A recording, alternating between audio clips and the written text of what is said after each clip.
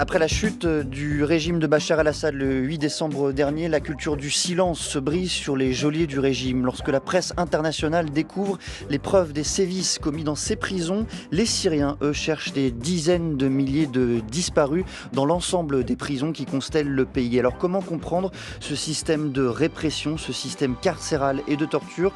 Pour en parler, je suis accompagné comme chaque mercredi de Julien Bisson. Bonsoir Julien. Bonsoir Quentin. Vous êtes directeur de la rédaction de l'hebdomadaire Le 1 et avec nous ce soir deux invités rares. Le premier, Naja Al-Boukaï. Bonsoir. Bonsoir. Vous êtes artiste peintre, graveur, dessinateur. Vous êtes réfugié politique en France depuis 2016.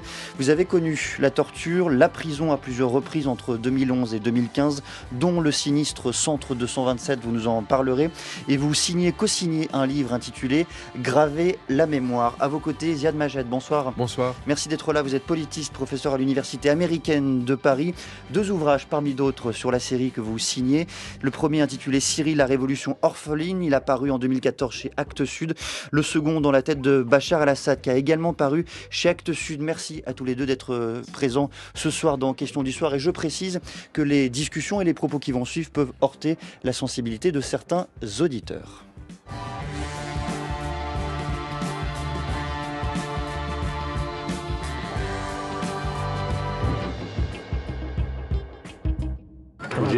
J'ai été à la prison de Sednaya, à l'hôpital de Al-Moudjahid. J'ai été à Arasta, j'ai été partout. Maintenant, on m'a dit qu'il y avait des pièces d'identité et qu'il fallait que je jette un œil, donc je suis là. Je cherche depuis ce matin, mais je n'ai toujours rien trouvé. Mon frère a été emmené par l'armée de l'air il y a 11 ans, sans aucune accusation contre lui, devant notre porte. Maintenant, ce sont tous des cadavres brûlés et des corps avec la tête coupée. Voilà, c'est ça le régime qui nous dirigeait. Nous avons reçu 35 corps, tous de Sednaya. Les corps, comme vous pouvez le voir, sont mutilés et démembrés, non identifiables. Reportage de TV5 Monde le 13 décembre dernier. Naja Al-Boukaï, je le disais, vous avez connu la prison syrienne, la torture du régime de Bachar el-Assad durant plusieurs années. Est-ce que vous pourriez nous décrire cette expérience dramatique et douloureuse? En fait, aujourd'hui, j'ai essayé avec une amie de calculer et repérer les centres de renseignement et de sécurité à Damas. On n'arrivait pas. On a dépassé cinquantaine et on était sûr qu'on va arriver à plus que 100.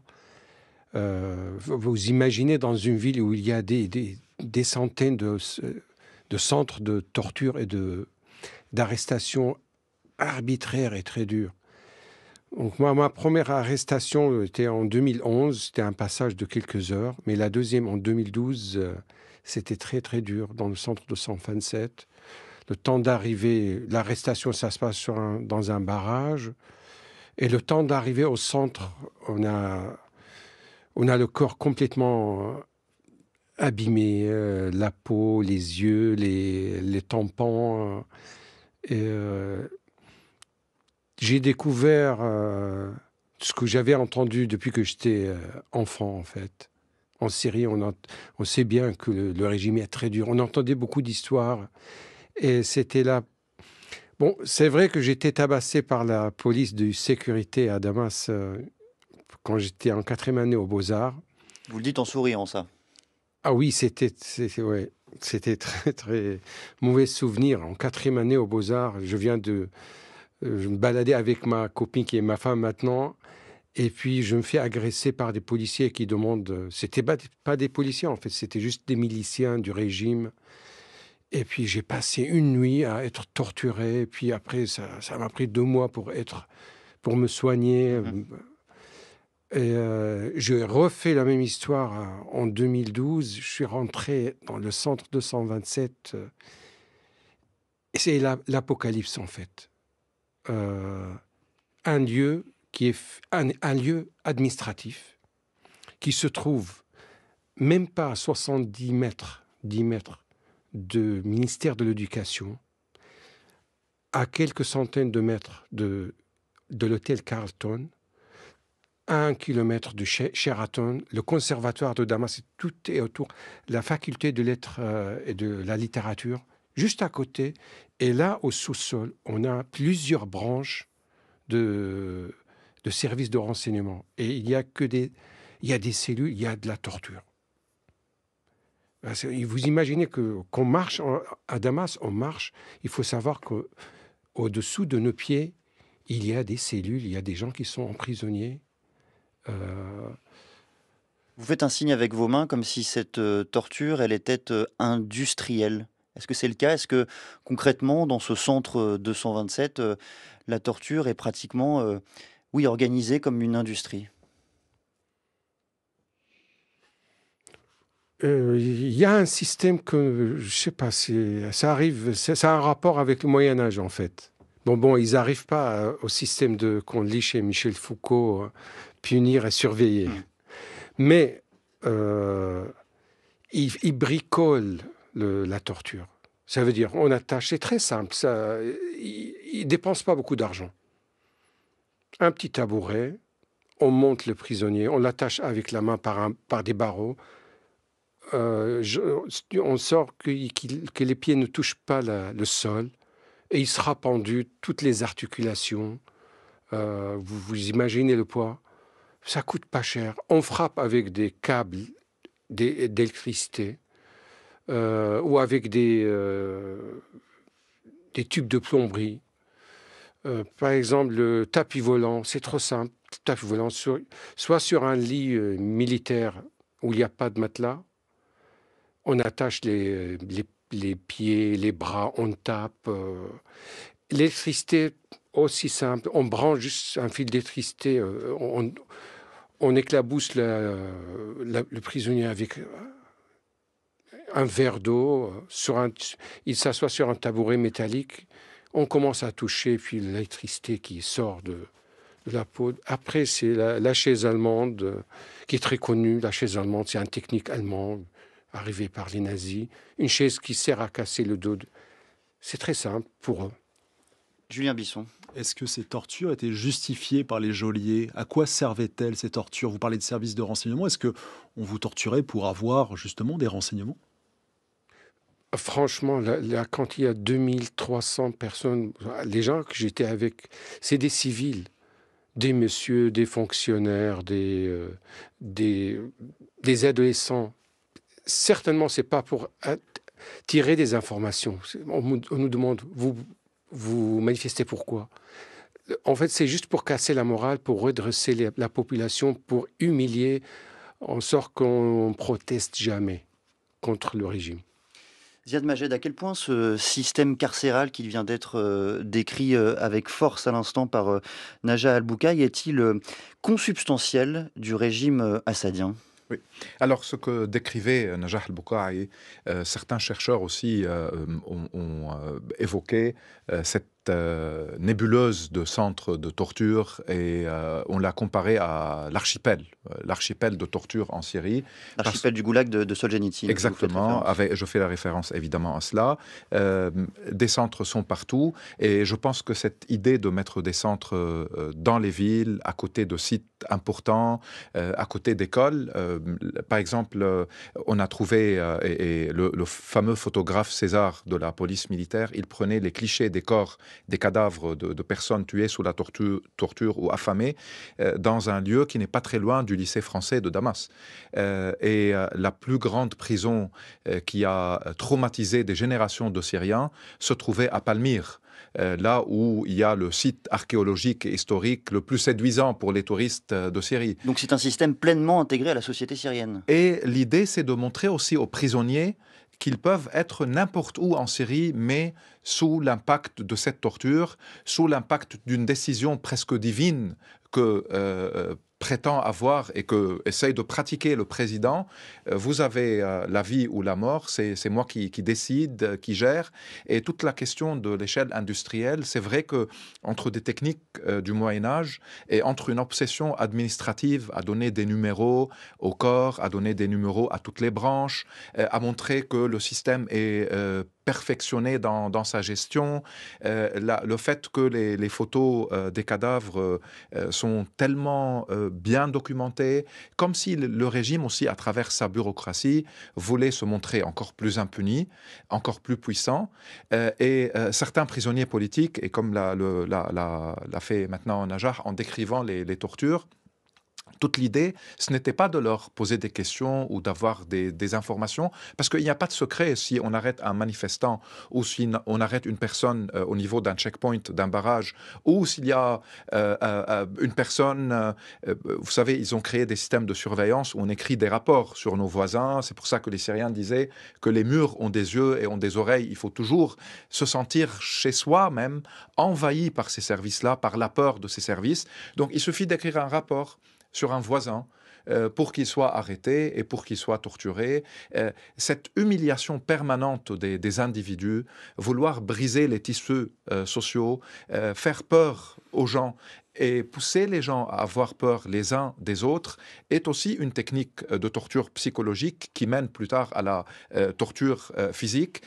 Par exemple, on disait sous Hafez al-Assad, il y avait des quotas. Le grand opposant syrien Riyad Turk, qui nous a quittés malheureusement il y a quelques mois, il n'a pas pu célébrer la victoire de son peuple face à ce régime barbare. Il avait passé 17 ans à peu près sous le régime du père, en prison. Il était communiste. Puis il a passé plus d'1 an et demi sous le fils en prison. Et il disait que sous Hafez al-Assad, il y avait des quotas. On pouvait torturer et tuer sous la torture un certain nombre ou une certaine proportion de prisonniers, 10%, 7%, 8%, parce qu'à partir d'un chiffre plus important, Assad pouvait enquêter, pouvait montrer que non, c'est à moi de décider. Sous Bachar, et à partir de 2011, et notamment dans la fameuse prison Saïdnaïa qui a remplacé Palmyre, Tadmor, dans un sens, il n'y avait plus de limite. On torturait pour torturer. À travers la torture, on installe la douleur et les traumas dans le temps long, on paralyse les familles, on casse la société et tout un système mafieux, bien que bureaucratique, se développe à partir du Moyen-Âge que Najah décrivait. Je voudrais vous faire entendre la voix de Yassine El Haj Saleh. C'est un ancien prisonnier politique et on entendait sa voix dans un LSD diffusé sur France Culture en 2016. Il y a la famille, le clan Assad, et puis il y a ce que j'appelle le complexe politico-sécuritaire et financier, composé de Bachar, des leaders de l'appareil sécuritaire et la nouvelle bourgeoisie qui a fait des fortunes en passant des contrats avec le régime. L'essence de l'assadisme est la peur et l'humiliation. En Syrie, la violence n'a rien à voir avec une punition. Elle est toujours liée à l'humiliation et à l'asservissement, et elle se mélange toujours avec de la haine. Julien Bisson. Ziad Majed, qui était visé en priorité par ce système carcéral, cet archipel dont vous parlez? Quelles étaient les principales victimes de ce système? Alors, Yassine El Haj Saleh, par exemple, a passé 16 ans en prison. Il appartenait au même parti politique que j'ai évoqué, celui de Riyad Turk, une faction communiste. Dans les années 70, c'était plutôt des individus opposés à Hafez al-Assad qui étaient même de son propre parti. Parce que Assad est venu en 1970 après un coup d'État militaire. C'était le 3e coup d'État militaire auquel il participe, le premier en 63, le second en 66. Et puis en 70, quand il a pris le pouvoir, il a créé un système afin de ne plus permettre de coups d'État militaire. Donc il a multiplié les services de renseignement, les prisons, les rapports. Il a mis à la tête de chaque système des proches du clan familial, de la communauté alaouite et de la région de laquelle il est issu, donc presque du littoral syrien aujourd'hui. Et il a visé dans les années 70 ses adversaires au sein de son propre parti, ses anciens camarades qui n'avaient pas reconnu sa légitimité. À partir des années 80, ceux qui ont été visés étaient surtout les frères musulmans qui se sont soulevés contre son règne, notamment dans la ville martyre de Hama, où il a fait tuer plus de 17 000 personnes et des milliers ont disparu depuis, et les communistes syriens, surtout une des branches communistes qui était opposée à son système, et puis des personnes proches de l'OLP de Yasser Arafat, l'Organisation de la libération de la Palestine, parce qu'il était en conflit avec lui. Avec l'invasion du Liban, il va y avoir des Libanais, dont un qu'on a découvert là, après 42 ans de disparition. Il a été arrêté en 82. Dans les années 90, c'est devenu moins, disons, visant des catégories politiques, parce qu'il avait brisé la colonne vertébrale de la vie politique et des acteurs politiques en Syrie. Et puis, à partir des années Bachar, les choses ont changé. C'était des personnes non actives politiquement, mais contre lesquelles il y a eu des rapports. Et déjà, en 2008, il y a eu à Saïdnaïa un premier massacre de prisonniers. Je me permets de le dire quelques jours avant que M. Sarkozy invite Bachar al-Assad au 14 juillet à Paris. Il y a eu en 2011 le soulèvement, la révolution syrienne qui a enfin, après 13 ans de lutte et de combat, mené à la chute de ce régime. À partir de là, il n'y a plus de profil politique. Il y a des manifestants, il y a des opposants politiques, oui, mais qui n'étaient pas dans une action violente, entre guillemets, et il y a des personnes arrêtées sur des barrages, il y a des personnes arrêtées pour réclamer des rançons, il y a des villes et des zones qui ont été visées, qui faisaient partie de la base sociale de la révolution, où on voulait humilier et casser toute la société, donc on prenait des milliers de personnes, d'où les chiffres effrayants de 100 000 au moins de disparus, autres que les personnes mortes officiellement sous la torture ou les personnes libérées maintenant après la chute de la barbarie. Naja Al-Boukhaï, qu'est-ce que vous aviez fait pour connaître l'horreur et la terreur du centre 227 ? J'ai participé aux manifestations. 2 semaines après le début de la révolution à Damas, quand le nombre des victimes tombées par les balles des forces de sécurité est arrivé à 52, je me rappelle que je suis sorti avec les manifestants. Donc ça m'a posé... J'étais accusé de faire des troubles publics et affaiblissement des sentiments nationaux, démoralisation de la nation. Et donc, après, en 2014, j'étais libéré un mois après. Donc, les rançons que ma famille, elle a payé une somme d'argent pour que je sois libéré 30 jours après. En 2014, le régime avait déjà monté le tribunal du antiterroriste parce qu'il avait annulé l'état d'urgence qui était déclaré avec l'arrivée du Parti Baas en 1961.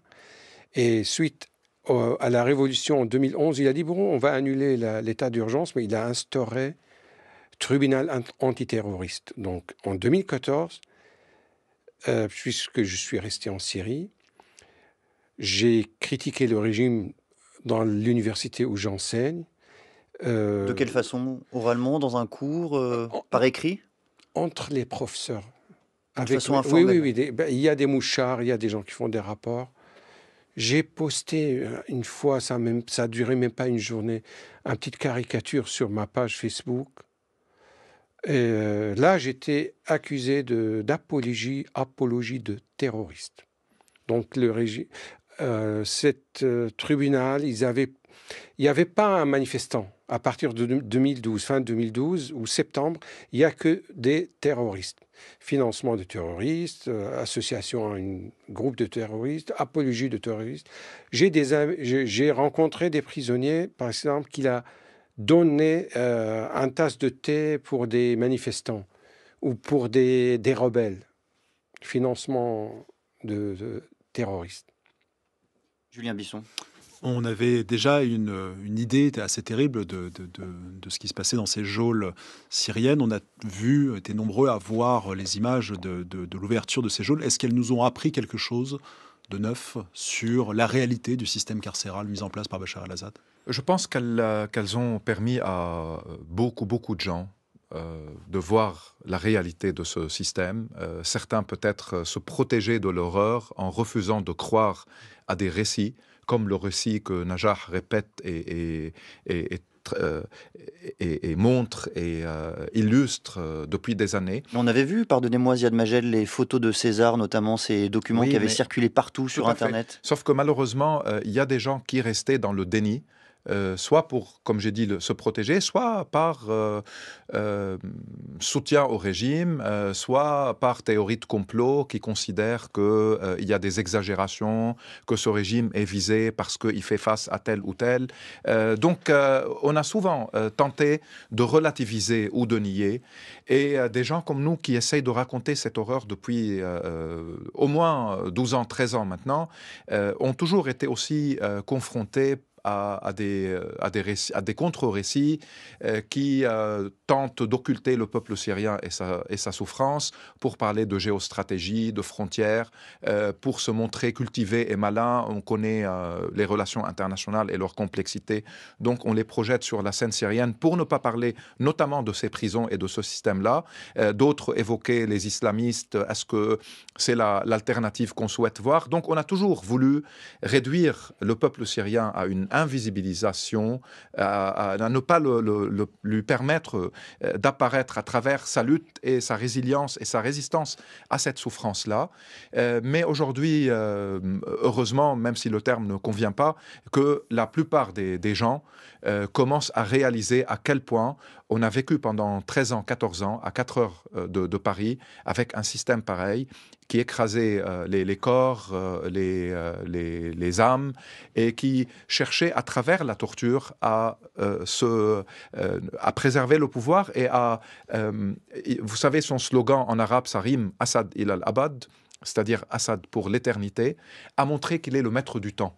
Le maître du temps politique, mais aussi le maître du temps de la vie de ces gens-là, qui ne sont que des détails, des chiffres, des corps, et que le monde ne va pas regarder et voir leur souffrance et leur courage, mais plutôt trouver d'autres excuses pour ne pas s'impliquer.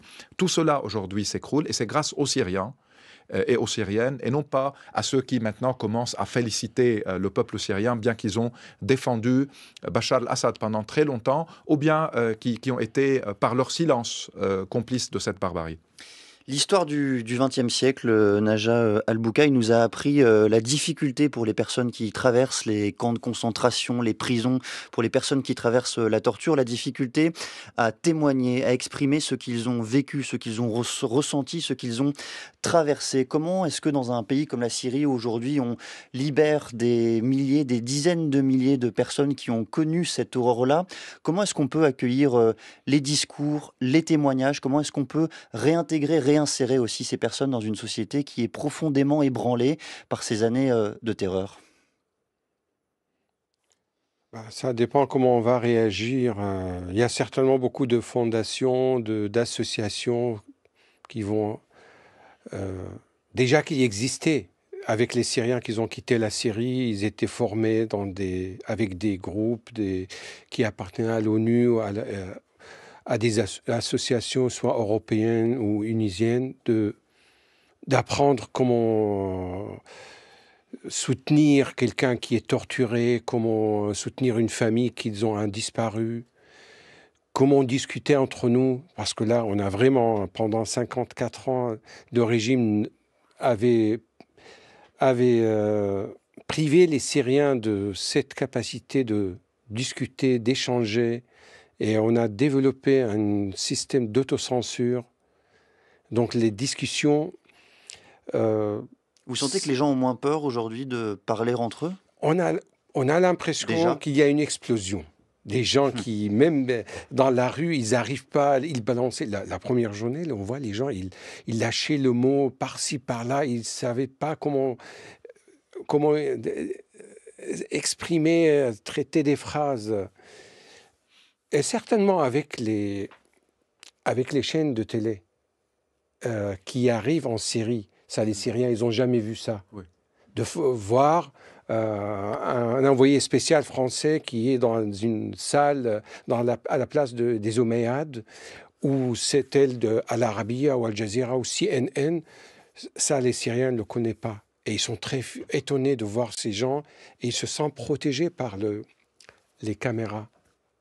Et ça leur fait plaisir de se voir après à la télé. Donc, ça va les encourager de parler. Après, il y a maintenant les gens qui étaient pro-régime. Et, à mon avis, là, il faut travailler. Il faut qu'ils soient détendus. Il ne faut pas faire la pression. Ça, mettons, là, il y a beaucoup des blagues où on se moque des gens qui étaient silencieux, qui avaient peur. Donc, il faut qu'on se comprenne entre nous. Merci beaucoup à tous les deux, très très sincèrement d'être venus nous éclairer sur ce système d'horreur propre au régime assadien. Nadja Al-Boukal, je rappelle que vous êtes artiste peintre, graveur, dessinateur, vous êtes réfugié politique en France depuis 2016. On peut découvrir le livre que vous avez coécrit, co-signé, qui s'intitule Graver la mémoire. Rappelez-nous la maison d'édition, Elvisio. Elvisio. Et puis il y a l'autre, c'était Actes Sud en 2022. Tous témoins. Tous témoins chez Actes Sud. Et puis Ziad Majed aussi, 2 ouvrages chez Actes Sud, dont je rappelle le titre Syrie, la révolution orpheline, est dans la tête de Bachar el-Assad. Merci beaucoup à tous les deux d'être venus ce soir. Julien Bisson, sur une thématique très très lointaine cette semaine dans Le 1 Hebdo, qu'est-ce que l'on pourra découvrir ? Eh bien, on reste au Proche-Orient, mais on fait un bond en arrière de 2000 ans. Qui était vraiment Jésus ? Retour sur le message du Christ, un message de paix dont on a bien besoin. Merci de cet échange.